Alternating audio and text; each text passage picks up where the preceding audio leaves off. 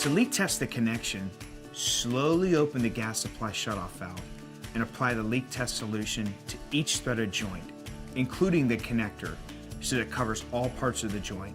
If there are any leaks, you'll see bubbling, and that's a no-go. Tighten the connection and then retest. If tightening doesn't fix it, shut off the gas and remove and clean the fittings before reapplying thread sealant and reinstalling. And if for whatever reason it still doesn't fix it, you should consult a licensed plumber. If there's no bubbling, rinse all joints with water and give yourself a big pat in the back, because guess what, you did it. For full details, warnings, and information, defer to our manual or contact Dormont directly. Hey, thanks for watching.